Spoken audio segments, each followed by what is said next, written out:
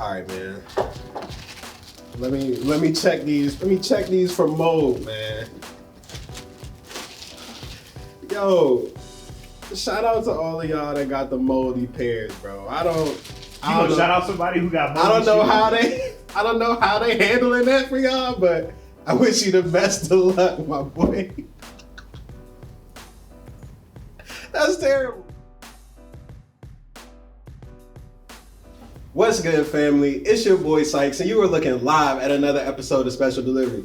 Thank you so much for being here with us today, man. We really appreciate you, and if you haven't already, make sure you hit that subscribe button, make sure you smash that notification bell so you can catch whenever we have the fire content coming out on this channel. And also, we are this close to 2,000 subscribers, so if you can get us over that hump, man, I would really appreciate you. But as you can see, we got some fire on this set today, man. These are the lost and found Chicago Jordan 1s. I really cannot believe that I'm saying that. Like, the fact that we now have a Chicago pair of Jordan 1s, this is something that I thought that I would literally never own in my life. So to have these joints, man, it's really dope. And the thing about them is that the design cues of this sneaker actually just tell a story all on its own. It's just really cool. It's this really vintage story about this pair of shoes that has been lost in somebody's basement in the cellar of a sneaker store somewhere for years and years and years. But the thing about that story is also that, I don't know, I kind of feel like it's weird that Nike's telling this story, considering that Nike is actually the reason why a lot of those stores don't really exist anymore. And we're gonna talk about that today and how terrible this actual release was. But before we dive into that, y'all know the vibes, man. We gotta unbox these joints, so let's do it.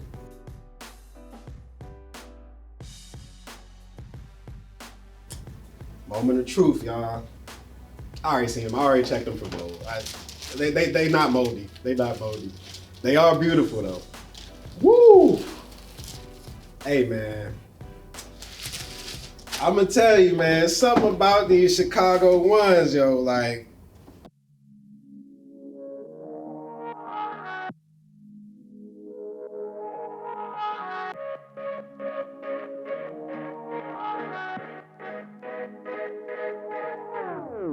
so look, you got all of these different vintage cues on the straight, right? And it really starts with this cracked leather right here. You see the white cracked leather on the underlay right there. It's not as cracked as that A Ma Maniére Air Jordan 1 or the Air Jordan 2, but you can definitely feel the grooves in this thing. And you also got some more of that cracked leather right here on the collar.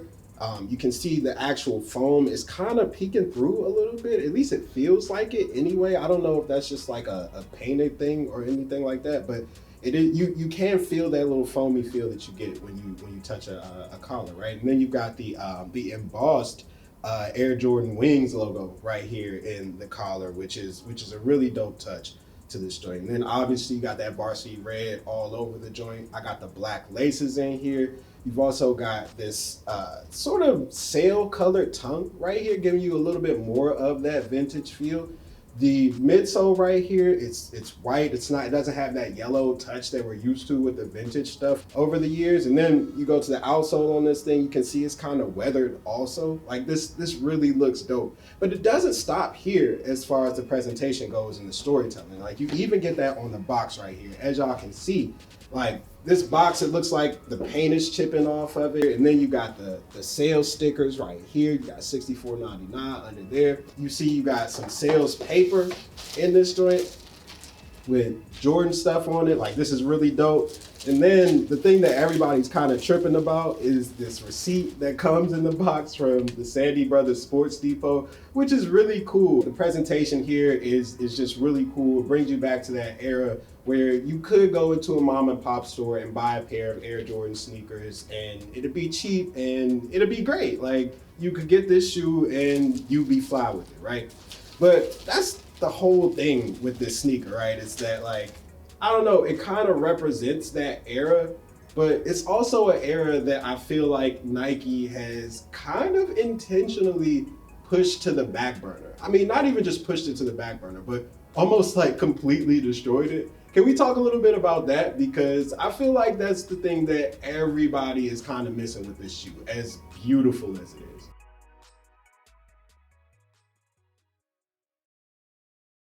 So y'all have probably heard about Nike's direct-to-consumer initiative, the thing that they started back in 2017. And look, even if you haven't heard about it, it's definitely affected you in one way or another. I'm gonna explain it really quickly in the most simple terms possible without making this sound like a drug deal of some sort.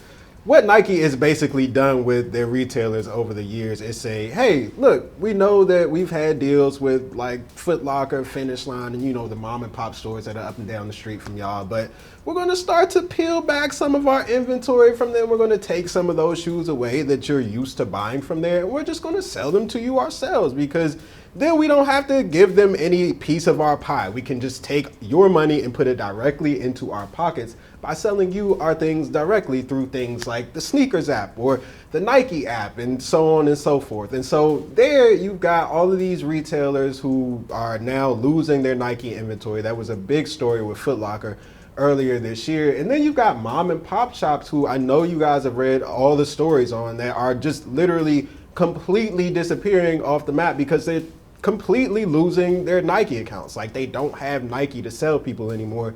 And obviously, as the biggest brand in sneakers, that's a pretty big deal. And look, this is Nike's thing. It's fine for them to do it. I mean, financially, it makes sense for them because, like I said, they're taking your money directly and putting it right into their pockets. But at the same time, it makes things a little bit worse for us from a cultural standpoint. Puts everything online so it's easier for people to buy things, and then nobody actually has to go outside, so there's no real sense of community anymore. And without that sense of community, you don't get the mom and pop shops that you used to have back in the day, where you would go and you would see some heat and be like, oh, okay, I just came up on this. That just doesn't really exist anymore. But that's what this shoe right here is paying homage to. And that's why this thing is kind of, it's as beautiful as it is, and as much as I love these sneakers, it just kind of feels like a slap in the face to those mom and pops that don't really exist anymore because of this thing that Nike is doing to make a little bit more money on the back end. I don't know, it just is all kind of weird to me. But speaking of the back end and all these digital apps, like, can we talk about how this might have been the worst sneakers drop ever? Because, like, it was really bad.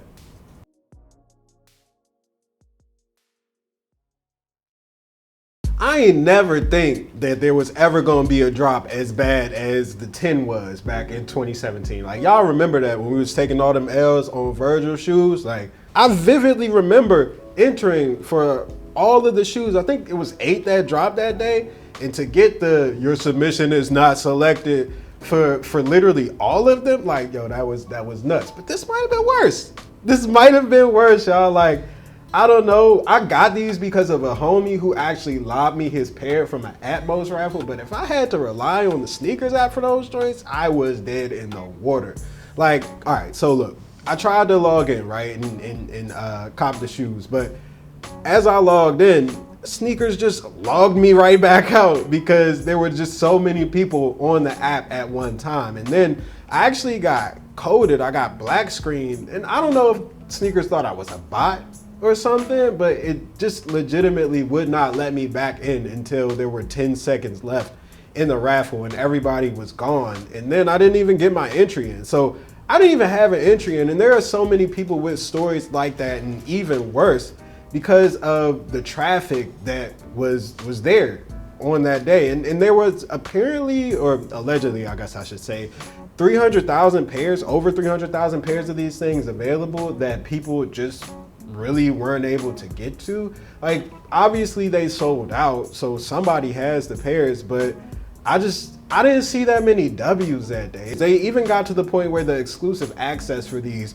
was you had to have 20 L's on the Jordan 1 launch to even qualify for that. And even people with 20 L's weren't even getting in the exclusive access line. So it just is, I don't know, man. There's something about the sneakers app that just is not, it's just not clicking. It's something that is not working. It's like Nike has had this thing going for years and years and years now, but it just never really seems to improve that much. And that is just so frustrating for me as a sneakerhead, and I know it's frustrating for y'all too. So what I'm hoping is that this sneaker can be the end of an era. I hope that this sneaker can show us that, look, man, when y'all see the crazy number of pairs that are coming down, you see everybody's trying to go get that shoe, maybe, just just wait on it. Just wait on it a little bit. If you really gotta have it, I guess you can go for it. But for me, I would have much rather have saved myself that headache than to continue to beat my head against the wall. So I don't know, man. Like,